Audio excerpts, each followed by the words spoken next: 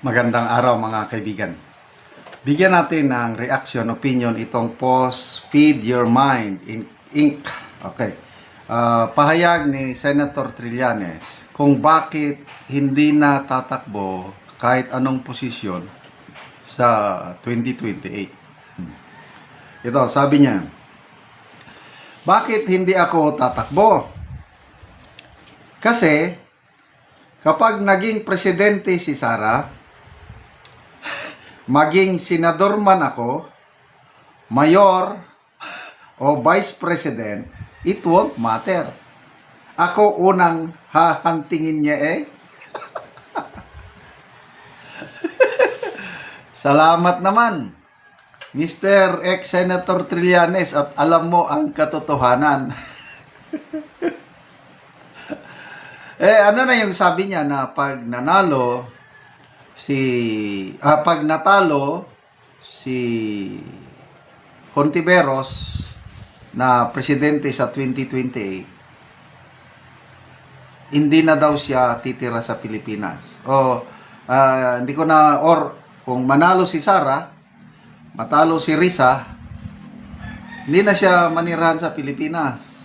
Sa US na lang daw. Ito na, connecting the dots. Takot pala siya na hahantingin ni VP Sara. Humanda na kayo. Sino pa yung hahantingin?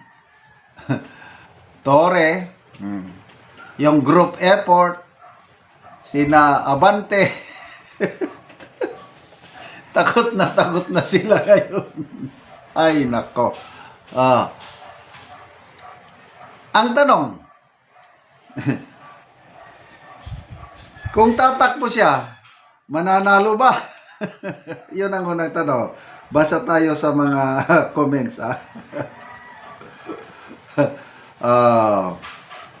Janice Vito, alam mo na pala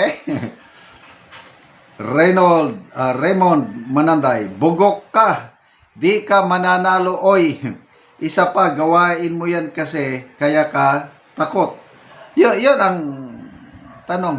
Hindi nga siya nanalo sa Caloocan, itong midterm election. Kasi he was born in Caloocan. Nabasa ko yung kanyang short biography. Born in Caloocan pala talaga siya. So, ilang beses na ba siyang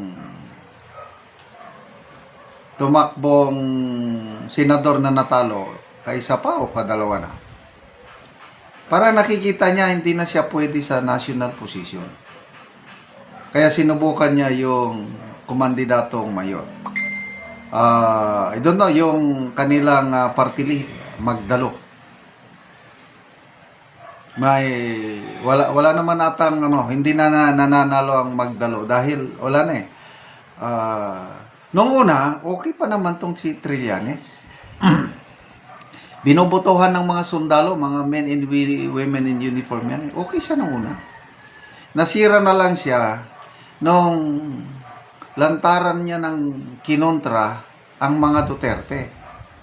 Kaya ito, Merisi Gaba ngayon, yung nangyayari sa kanila na habang sinisira nila si VP Sara, lalong nagniningning si VP Sara, lalong napapamahal si VP Sara dahil sa mga paninira. Kaya in a way, pasalamatan natin itong grupo ni na Trillanes, De Lima, Persis Endanya, Hontiveros, yung si Father Plabano, sino pa dyan na palaging may Franz Castro. Parang sila yung gold, i-refine mo by fire, lalong maging pure yung gold. Yung diamond, parang linisan mo, kiskisin mo ata para malalong mag-shine, kiskisin mo. So, itong sina Trillanes and company, sila yung taga-kiskis kay VP Sara. Kahapon, may nakausap ako sa isang mall, mga diehard supporters. Naglalakad ako, exercise.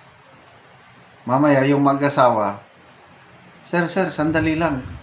Kayo ba si Makanas? Yung vlogger. Diba? Oo. Ay, nanonood kami sa inyo. Die hard Duterte kami. Ano bang plano natin? Tanong sila. So, napag-usapan namin yung mga ginagawa nilang paninira kay BP Sara, lalong nagniningning si BP Sara. Ganon ang usapan namin kapon sa loob ng isang mall. Kaya, sige, sirain nyo lang. Ano pa yung, I hope, totoo itong post ni Attorney Trixie Angeles, nabasa ko kahapon. Meron daw internal survey na ginawa ng kampo ng administrasyon, Marcos ba? Para tignan nila, gaano ba talaga kalakas si BP Sara? Gaano kalakas din o kahina si BBM? Ano ang sentimento ng taong bayan tungkol sa impeachment? Ayun, may resulta na daw, super lakas si BP Sara. Higher than expected kasi 60 plus percent yung rating ni BP Sara. Hindi naman nabanggit ano yung rating ni BBM. Tapos, nakita nila na ayaw ng mga tao na ma-impeach si BP Sara. Yung survey na yon nag-leak sa mga kongresista.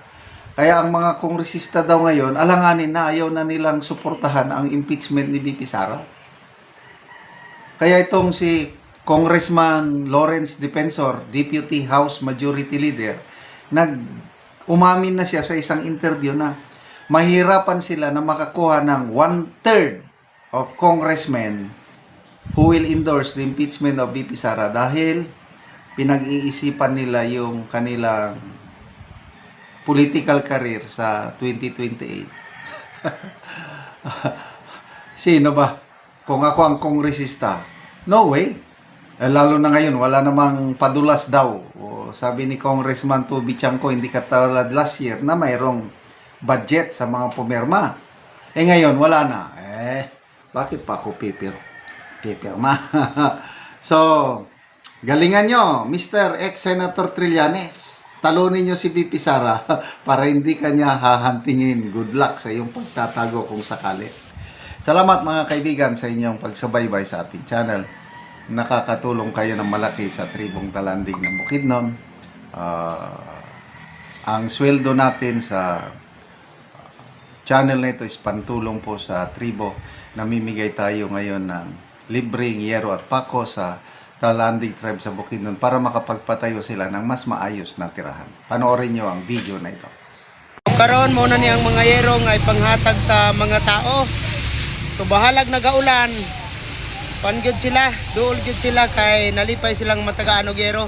So kompleto. Alipay daw si ate. So